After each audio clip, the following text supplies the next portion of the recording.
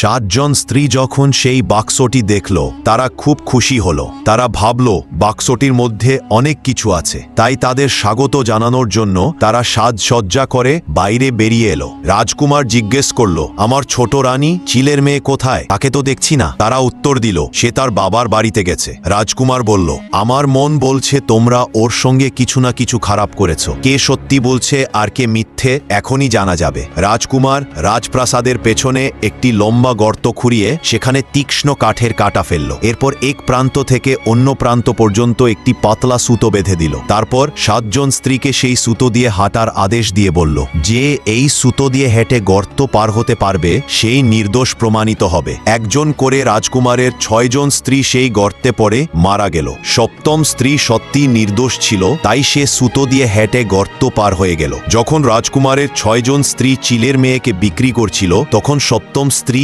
রান্নাঘরে রান্না করছিল। সে এই ষড়যন্ত্র সম্পর্কে কিছুই জানত না। রাজকুমার কাঠের বাক্স থেকে চিলের মেয়েকে বাইরে বের করে আনলো এবং 2 জন স্ত্রীকে নিয়ে সুখের জীবন যাপন করতে লাগলো। 6 জন স্ত্রী তাদের কৃতকর্মের শাস্তি পেয়েছিল। এমন আরও গল্প দেখতে চাইলে অবশ্যই চ্যানেলটি সাবস্ক্রাইব করুন।